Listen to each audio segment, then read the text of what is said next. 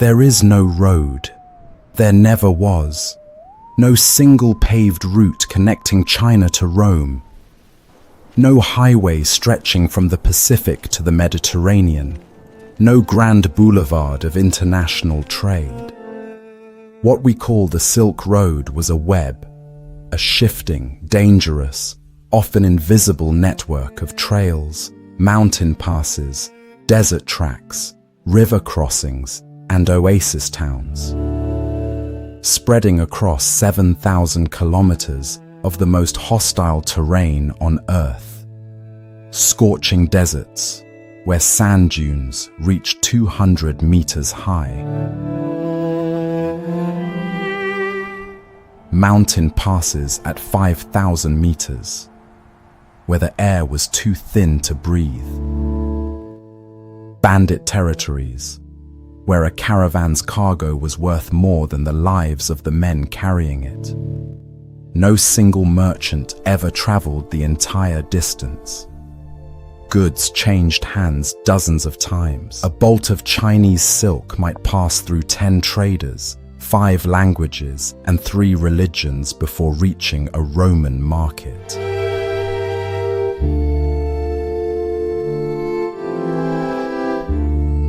The journey could take a year, sometimes 2.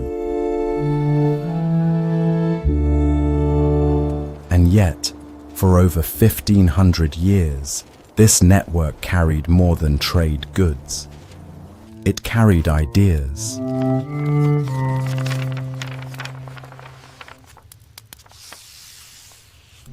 Buddhism traveled east from India to China along these routes.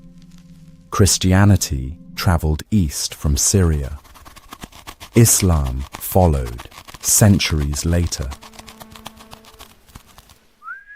Paper, gunpowder, and the compass traveled west from China to Europe. 3 inventions that would reshape the entire Western world. And none of it happened on a road. It happened on a network of trust.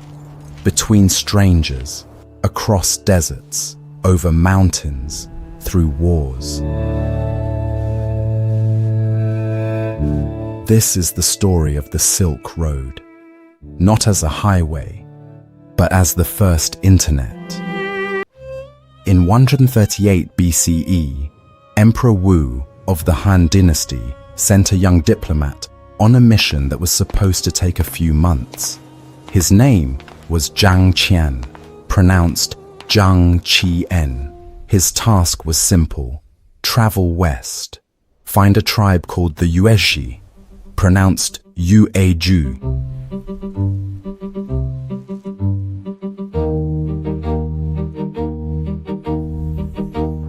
Convince them to form a military alliance against a mutual enemy, the Xiongnu, pronounced Xiongnu, the fierce nomadic confederation that had been raiding China's northern borders for generations.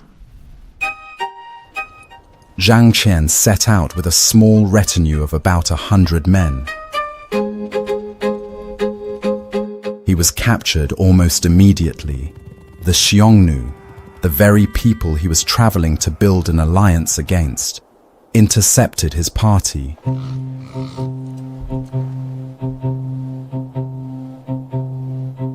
They brought him to their Khan. They kept him prisoner for 10 years. Zhang Qian lived among the Xiongnu for a decade. He married a Xiongnu woman. He had a son, but he never forgot his mission.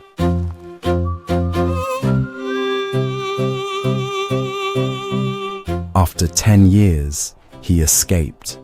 He continued west, through the deserts of modern-day Xinjiang.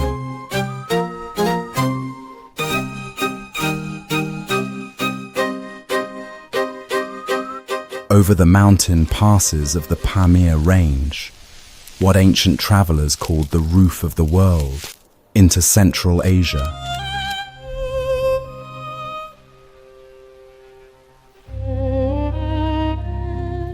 He found the Yuezhi, They were not interested in an alliance. They had settled in a comfortable kingdom and had no desire to go back east and fight the Xiongnu. Zhang Qian's mission had failed. But here is what happened instead. On his way back to China, a journey that took another year, during which he was captured by the Xiongnu again and escaped again, Zhang Qian brought back something more valuable than any military alliance. Information. He reported to Emperor Wu about the kingdoms of Central Asia, about Parthia and its wealth, about India and its trade,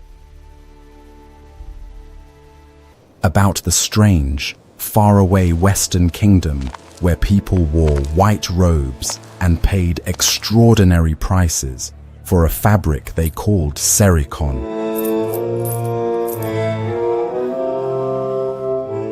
Silk.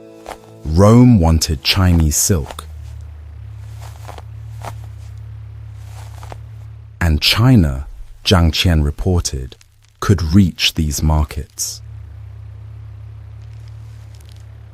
Emperor Wu was electrified. He launched a series of military campaigns to secure the Western territories.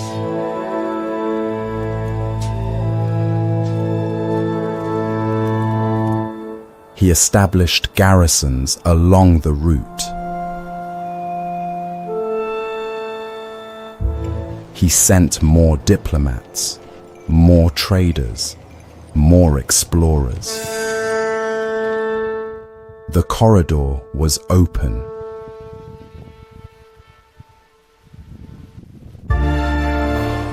Zhang Qian never completed his original diplomatic mission. He failed at the task he was sent to do.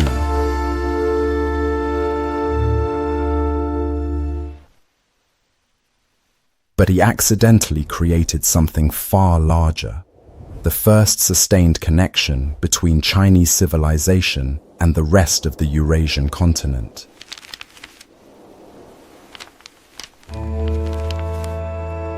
He is sometimes called the Chinese Columbus, but that comparison undersells him. Columbus was looking for a trade route and found a continent.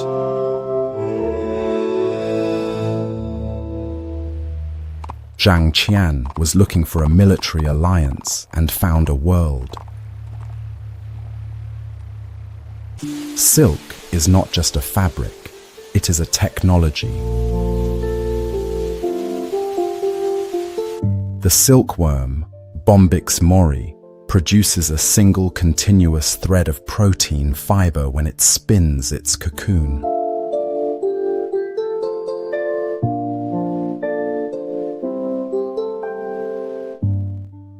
One cocoon yields a thread up to 900 meters long, nearly a kilometer of fiber from a single insect.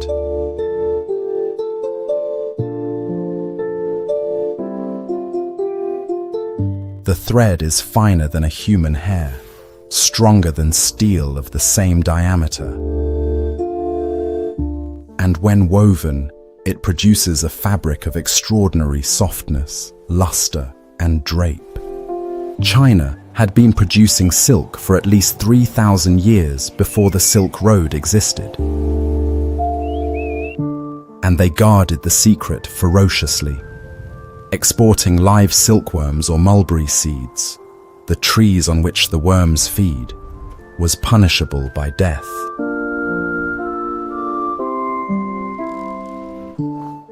For centuries, the West had no idea how silk was made. The Roman naturalist Pliny the Elder believed silk was combed from the leaves of trees. Others thought it grew in the sea. The truth, that it came from the spit of a caterpillar, was so improbable that nobody guessed it.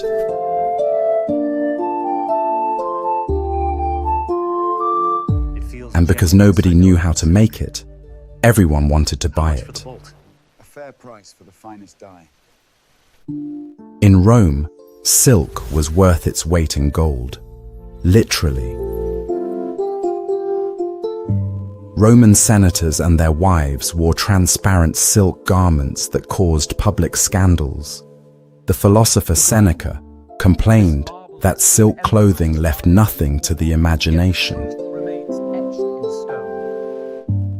The Roman Senate repeatedly tried to ban men from wearing silk. They failed.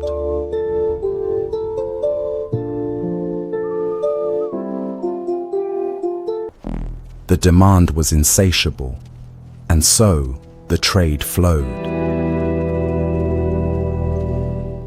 China sent silk, porcelain, tea, paper, and lacquerware west.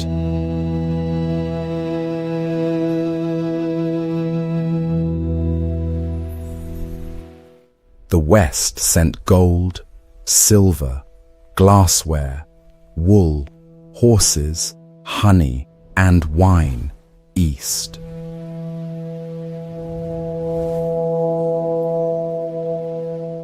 But silk was the engine. Silk was the currency that made the entire network viable, and the economics were extraordinary. A bolt of silk that cost a few copper coins to produce in China could sell for the equivalent of a year's wages in Rome. The markup was not hundreds of percent, it was thousands. Every merchant along the chain took a cut.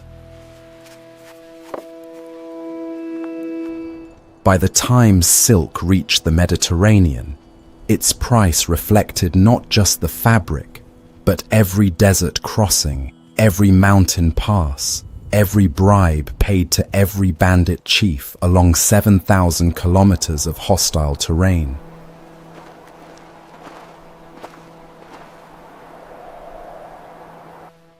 The Silk Road was not built by governments. It was built by margins. As long as the markup was large enough to justify the risk, merchants kept walking. When the risk exceeded the reward, the route shifted, contracted, or disappeared, only to re-emerge when conditions changed.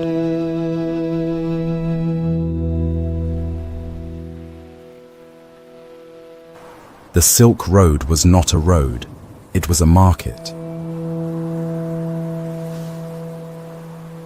And like all markets, it was powered by the gap between what something costs and what someone will pay. The Taklamakan Desert sits in the heart of modern-day Xinjiang, in northwestern China. Its name, in the Uyghur language, is sometimes translated as, "You go in, you do not come out." This may or may not be an accurate etymology, but it is an accurate description. The Taklamakan is one of the largest sandy deserts on Earth, 337,000 square kilometers.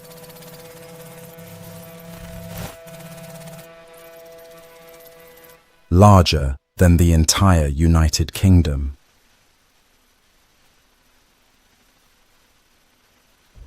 Sand dunes reach 200 meters, over 650 feet. Daytime temperatures exceed 50 degrees Celsius.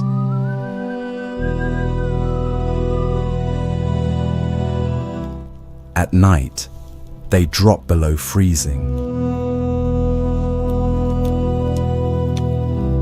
Sandstorms can last for days.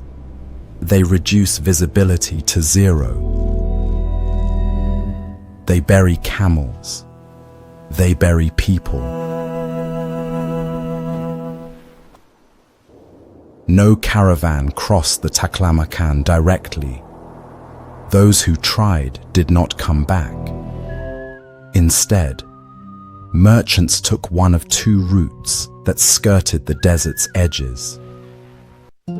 The northern route followed the foothills of the Tian Shan Mountains. From oasis to oasis, Turpan, Korla, Kucha, Aksu, Kashgar. The southern route followed the foothills of the Kunlun Mountains, through Charklik, Nia, Khotan, and then to Kashgar, where the two routes converged. From Kashgar, the road climbed over the Pamir Mountains, passes at 4,000, 5,000 meters, and descended into the Fergana Valley of modern-day Uzbekistan. Then on to Samarkand, Bukhara, Merv, and eventually the Mediterranean. The oasis towns were everything. Without them, the trade would have been impossible. Each oasis was a cluster of life in a sea of death. Fed by snowmelt from the mountains, surrounded by farms, Orkting gardens, and grazing land.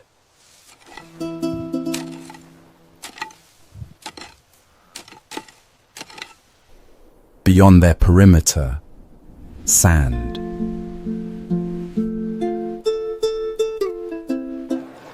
These towns were multi-ethnic, multilingual, multi-religious, Sogdian merchants from Central Asia.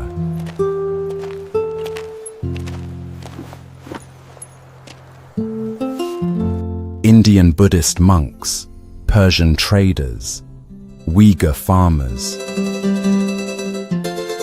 Chinese soldiers, Syrian Christians, Arab Muslims. Standing in a single marketplace in Kashgar in the 7th century, you might have heard 6 languages, seen 3 religions being practiced, and eaten food from 4 different culinary traditions. This was not tolerance by design. It was tolerance by necessity. The desert killed anyone who could not cooperate with strangers. The oasis rewarded anyone who could. Dunhuang sat at the eastern edge of the network, the last Chinese city before the desert began. The first Chinese city for anyone arriving from the west. It was a gateway, a checkpoint, a place where traders prepared for the crossing, or recovered from it. And in the cliffs outside Dunhuang, Buddhist monks carved nearly 500 caves. Over 1,000 years, they filled them with paintings, sculptures, and manuscripts. The Mogao Caves, a library of the Silk Road itself. Sealed for 900 years until a Taoist monk stumbled upon a hidden chamber in 1900.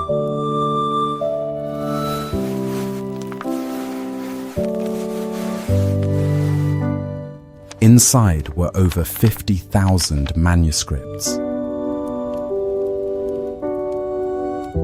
In Chinese, Tibetan, Sanskrit, Uyghur, Sogdian, and languages that no one alive could read.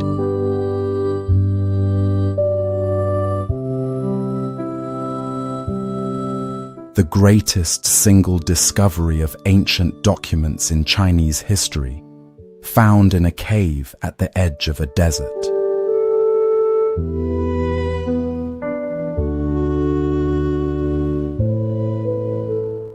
This is what the Silk Road left behind.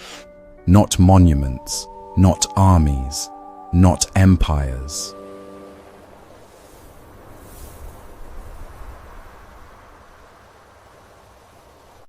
Documents, ideas.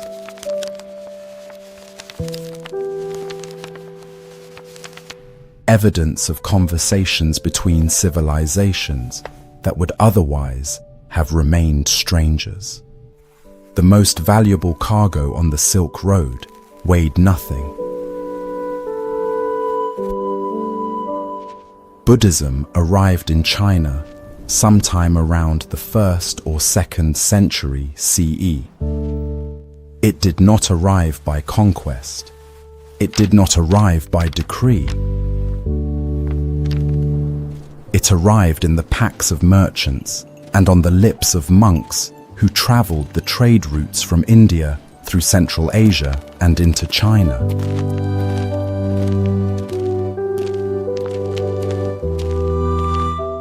This is worth pausing on.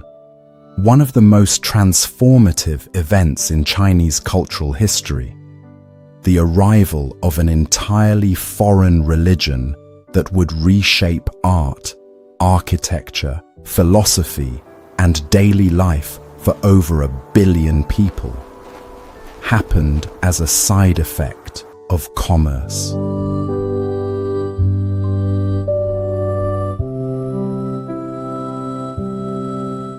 Nobody planned it.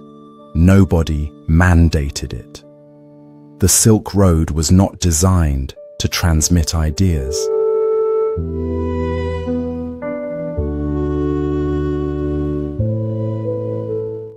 But ideas, it turns out, travel faster than silk. Buddhist monasteries appeared along the trade routes. They served a dual function: spiritual centers for pilgrims and monks, and rest stations for merchants, offering food, shelter, and safety in exchange for donations. Religion and commerce traveling together, each enabling the other. Buddhism was not the only religion to travel the Silk Road. Zoroastrianism moved east from Persia.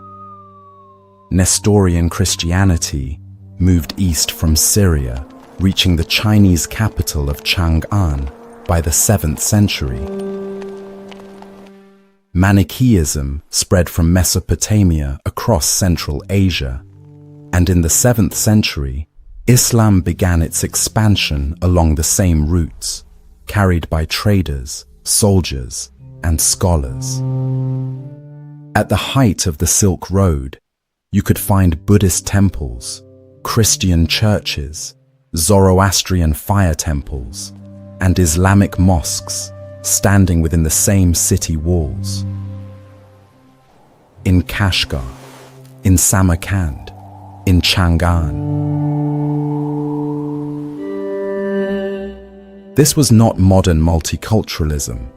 There was no ideology of tolerance. There were markets, and markets need stability. Stability requires coexistence. Coexistence, practiced long enough, begins to look like tolerance.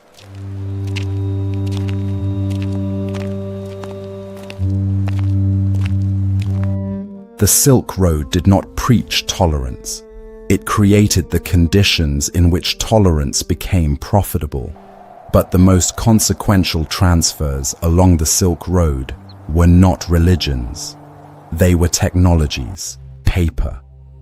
China invented paper around the 2nd century BCE.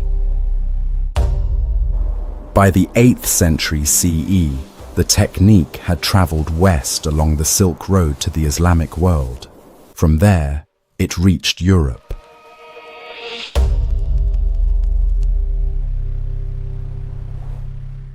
Without paper, there is no Gutenberg.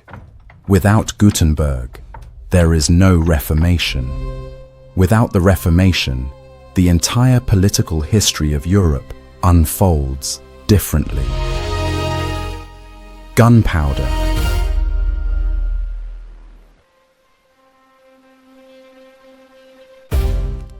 Invented by Chinese alchemists who were, ironically, searching for an elixir of immortality.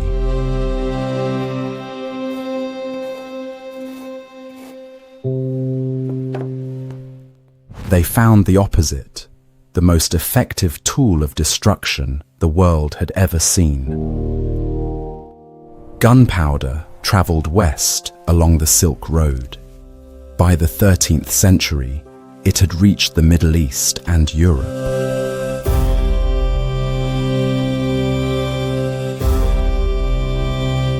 It ended the age of castles.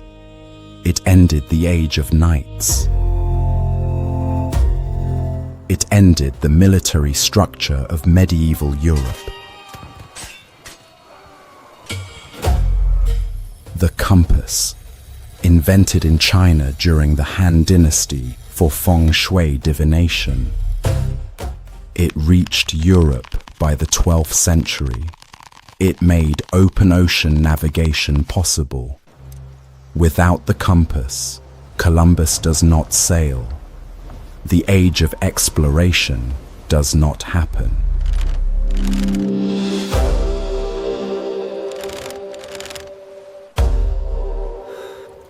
The modern map of the world does not exist. Paper, gunpowder, and the compass.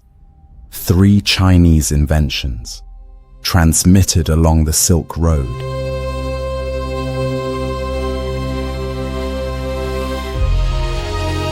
Each one more destructive to the old European order than any army. The Silk Road did not connect 2 empires. It connected 2 futures. And neither side fully understood what it was sending to the other. The Silk Road did not end in a single event. It faded.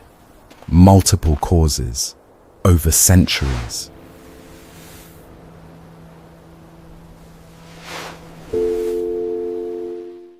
The fall of the Mongol Empire in the 14th century fractured the political stability that had made long-distance overland trade possible.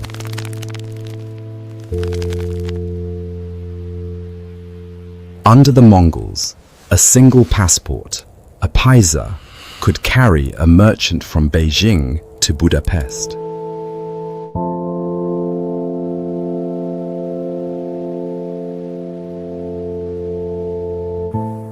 When the empire collapsed, so did the passport. The Ottoman Empire's expansion in the 15th century raised tariffs and restricted access to western segments of the overland routes.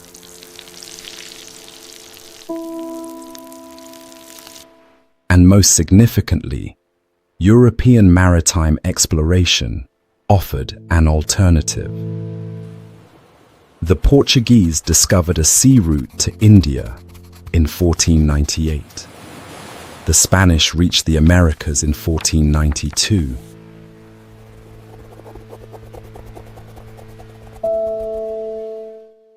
Suddenly, the deadly overland crossing of deserts and mountains was no longer the only option.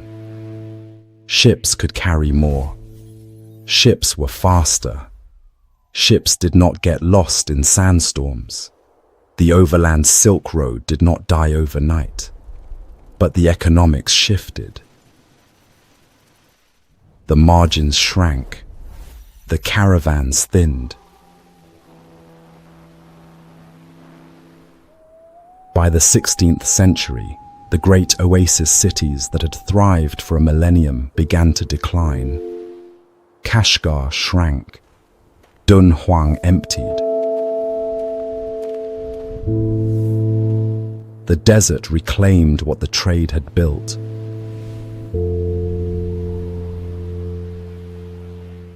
And the name Silk Road itself did not even exist until 1877. That was when Ferdinand von Richthofen, a German geographer, uncle of the famous Red Baron, coined the term Seidenstraße.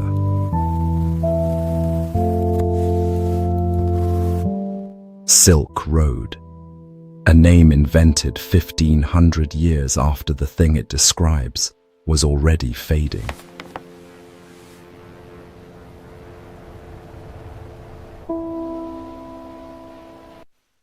Think about what that means.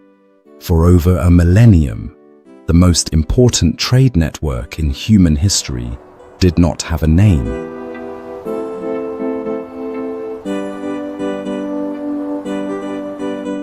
It did not have a logo.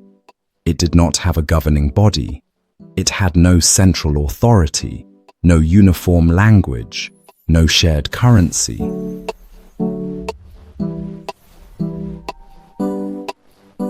It was held together by margins, by oases, by the simple fact that people on one end of the world wanted things that people on the other end of the world could make. The Silk Road was not an institution, it was a behavior.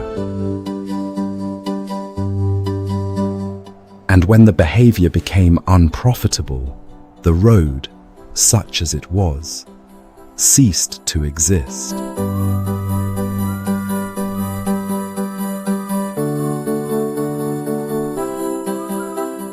What remained were the consequences: Buddhism in China, paper in Europe, gunpowder in every army on earth, and a model of global trade that would eventually evolve into the system we live in today.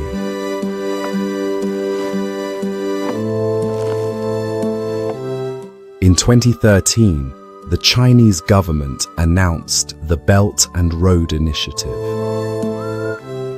a vast infrastructure program: ports, railways, highways, pipelines.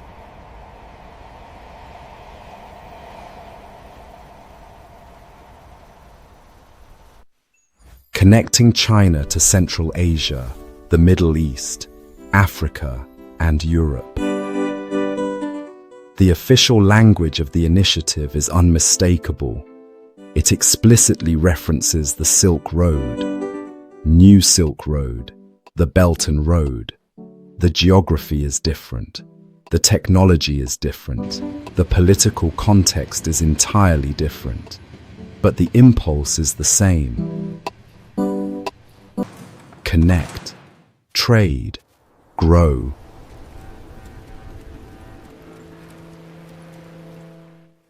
Whether you view the Belt and Road Initiative as economic development, strategic expansion, or both, the underlying logic is the same logic that drove Zhang Qian into the desert 2,000 years ago. Find out what is on the other side. Make a deal.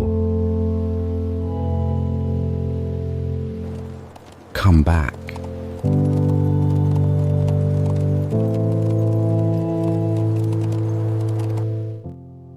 The Silk Road was never about silk.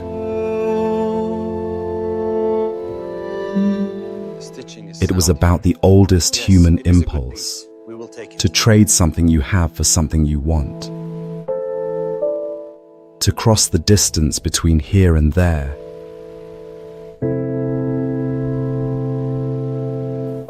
To trust a stranger just enough to do business.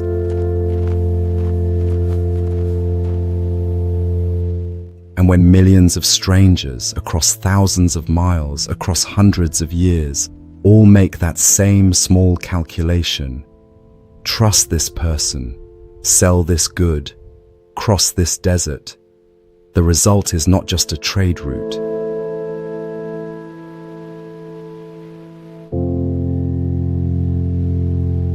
It is a civilization, not Chinese civilization.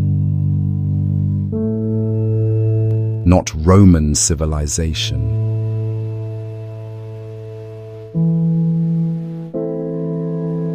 Not Persian or Indian or Arab or European. A shared civilization. Built one transaction at a time.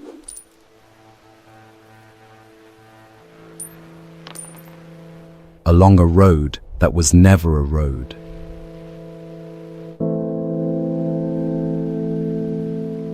by merchants who never saw the whole picture.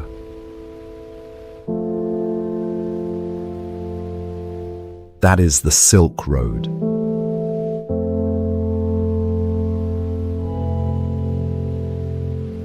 If you could stand at the old western gate of Chang'an, modern-day Xi'an, and look west, past the suburbs, past the farmland, past the mountains,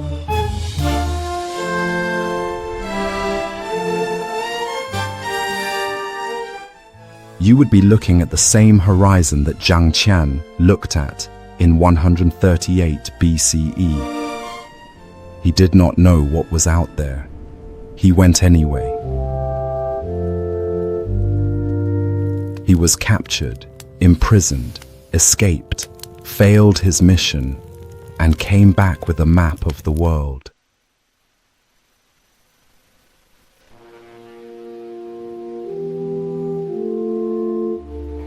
"2,000 years later, his road carries railways and fiber optic cables. The goods are different, the dangers are less. The distances are the same, 7,000 kilometers between Xi'an and Rome. Measured differently now, but still measured.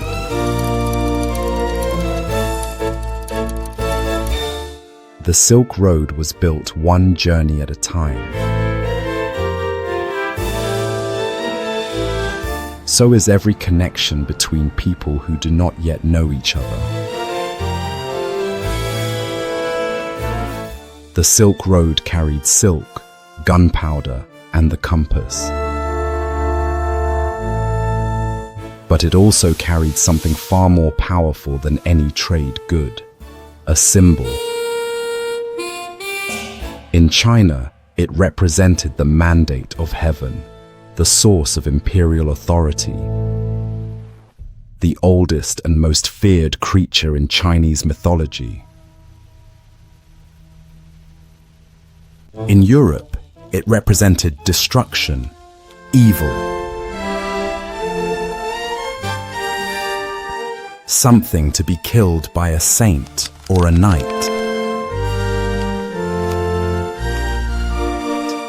The same creature, two opposite meanings, separated by the same 7,000 kilometers, the dragon. That is our next story. Subscribe so you do not miss it. And if this journey changed how you think about the distance between civilizations, share it with someone.